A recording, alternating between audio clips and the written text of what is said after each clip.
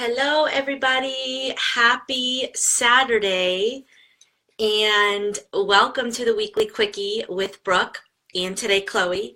So, you guys know that I am trying to get on here once a week to share a tip or something that can be helpful to your personal wellness and your professional achievement.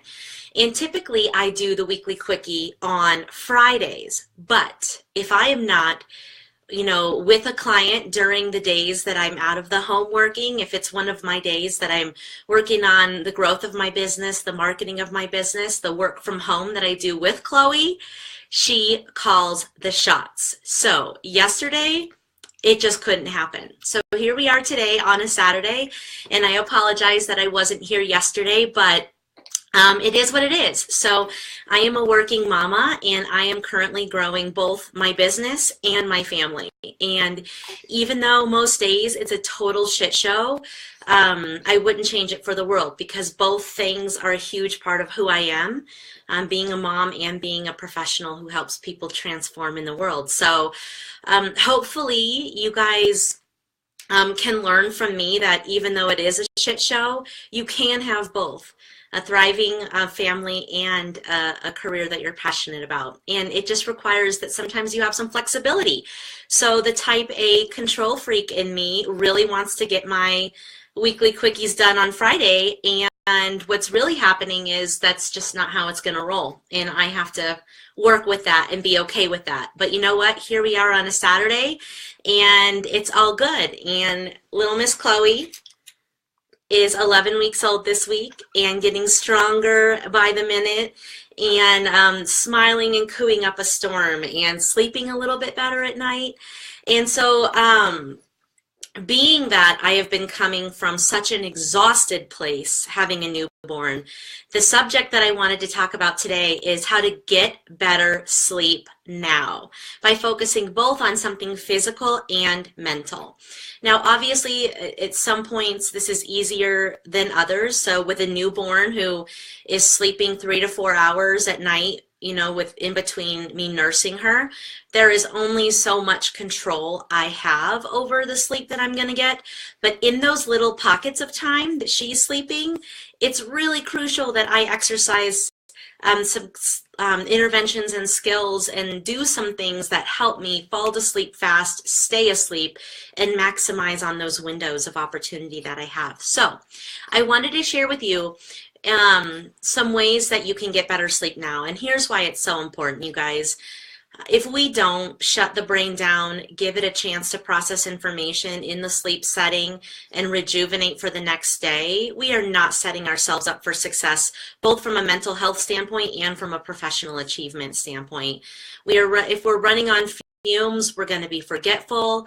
We are not always going to come from our higher self because we're exhausted, and sometimes that shows up as irritability, and other things. So it's so key to your health and to your success that you recharge and that you care about your sleep and that you give yourself as much sleep as you can, ideally 7 to 9 hours a night.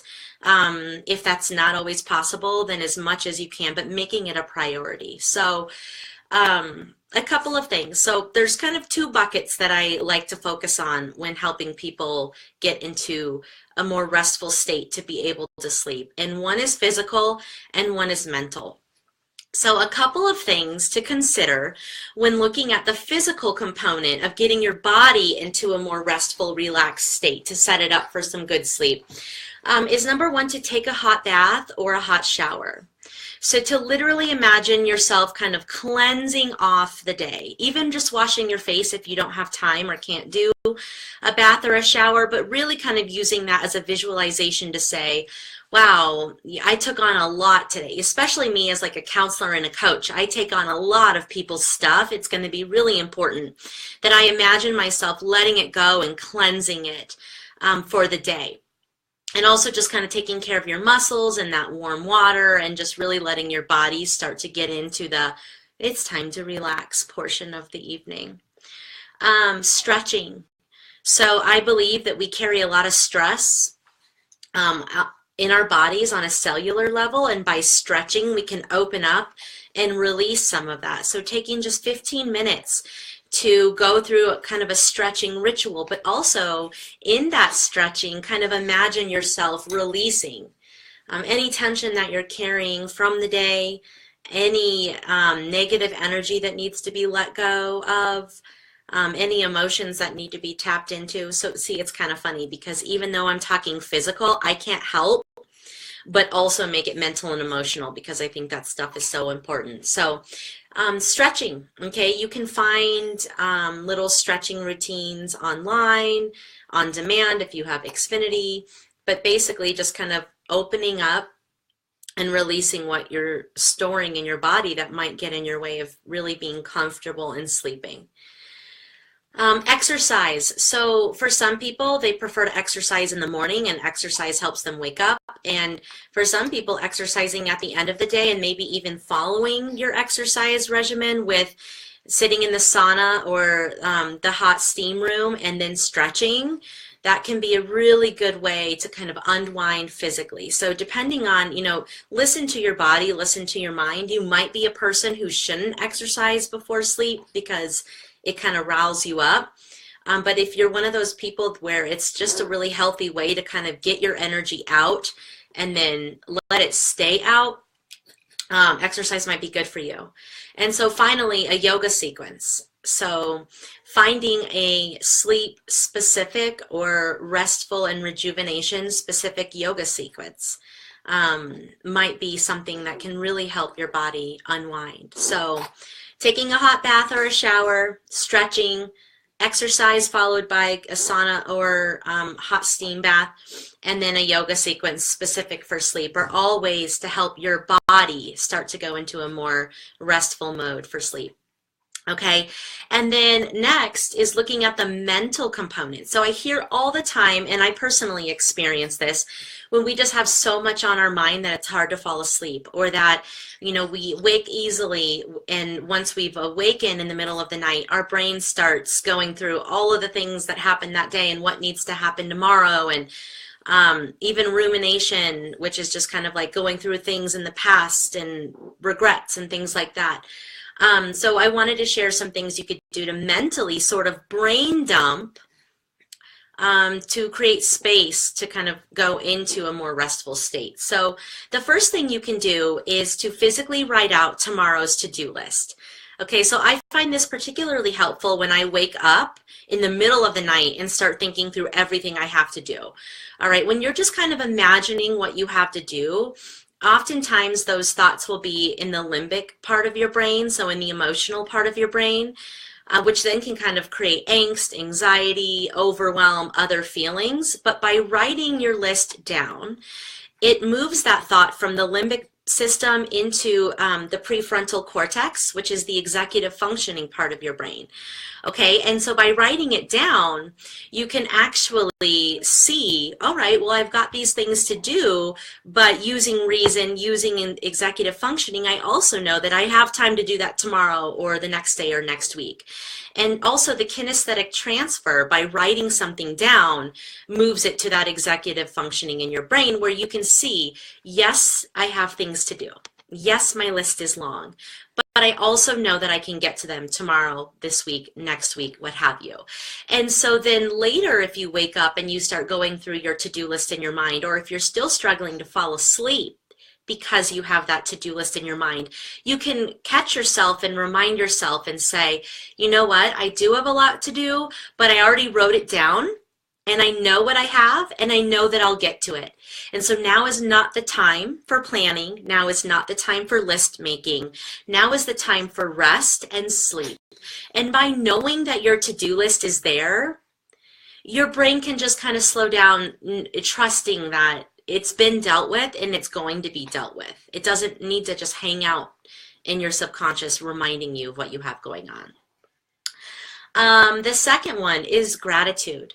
So really just spending 5 minutes in bed, listing in your mind or writing it down or even visualizing it, whatever you enjoy doing the most, just really sitting in what you're grateful for. So what happened that day that felt good? You can even spend a moment thinking about what you're proud of. What did I do well today? What am I proud of? How did I show up? What commitments did I follow through on? What type of mom and partner was I? What type of human was I? And I'm so grateful that I'm growing as a person. I'm so grateful that my family is healthy. I'm so grateful that we have a roof over our head. I'm so grateful that tomorrow's going to be 70 and sunny.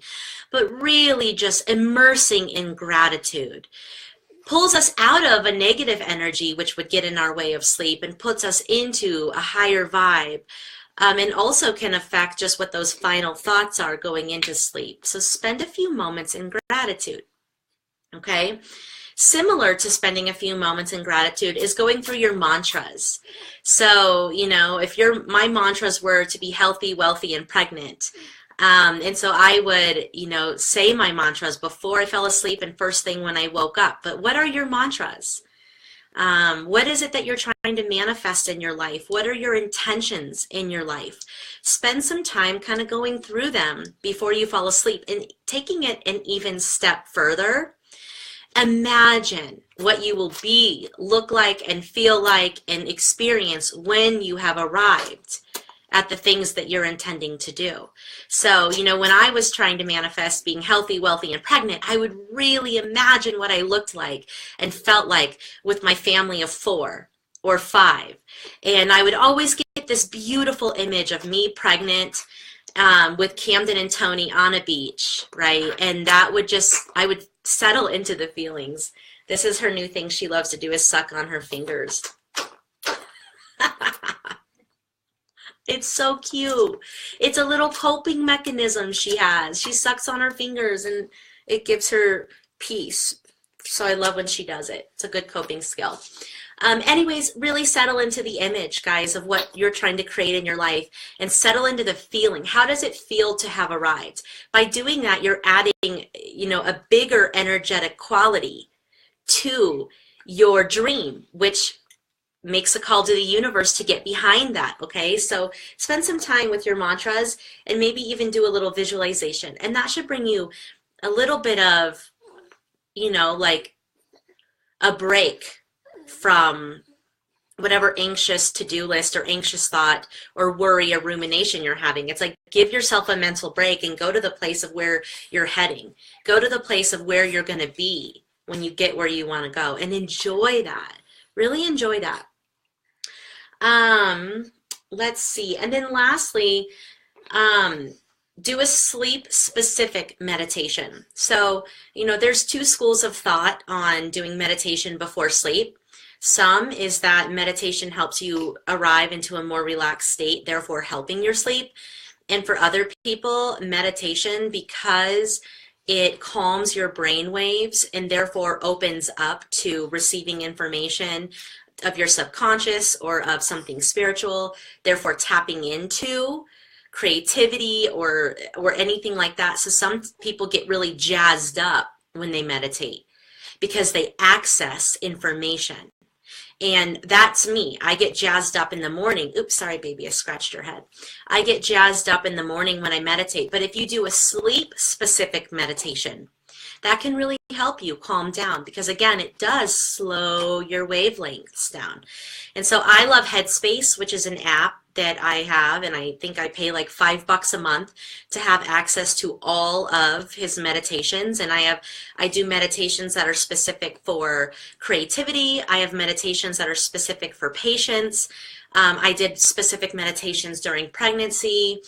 And there's also specific meditations for sleep and other really amazing things too, like kids and all that stuff. So do a sleep specific meditation. Okay, so anyways, the goal when you're trying to fall asleep and stay asleep is to have your brain and your body in a more restful state. And by focusing on both something physical and something mental, I hope for you that you can start to slow those brain waves down, start to put aside the anxious thoughts, start to get your body really cozy, stretched and released and comfy, and get a more deep, restful state going so you can fall asleep easier and stay asleep longer. Because sleep is so imperative to your mental health and to your professional achievement. So if you are somebody who finds yourself struggling to fall asleep and stay asleep, I hope there was something that I mentioned today that you could try and integrate that will help you. And remember, it's all about consistency. So maybe you pick out one thing from what I've mentioned today and you do it every single night for the next 30 days. And then you start to see, was that helpful or was that not helpful? But if you only do something once here and there and there's no consistency behind it, you can't really expect to see a great result. So don't try to bite off more than you can chew. Pick one or two things, but most importantly, do them consistently. Get out of your head, okay? Get out of your head and give yourself the opportunity to get some sleep because it's so imperative to your health. So if you found this helpful, please like it, please share it, please tag somebody that you know that might be struggling with sleep. And if you are experiencing regular sleep problems and regular racing thoughts in the middle of the night or panic attack in the middle of the night, please reach out for some extra support. I'm going to put my website in the comments so you can find me and give me a call. But anyways, I hope this served you well, and I hope you all are up to something fun today for the weekend. And thanks for tuning in to this week's Weekly Quickie. And like always, take care of yourselves and there for each other. And I will see you guys hopefully on Friday. But like I said, Friday's a marketing day, so really it's up to Chloe if we're going to get this done on Friday or not. And I'm working on patience and going with the flow. So we will see you at some point next week. We hope Friday, but if not, during the weekend. And have a great rest of your day. See you guys later. Can you say bye? And thanks to Chloe for not crying during Weekly Quickie this week. See you guys soon. Bye.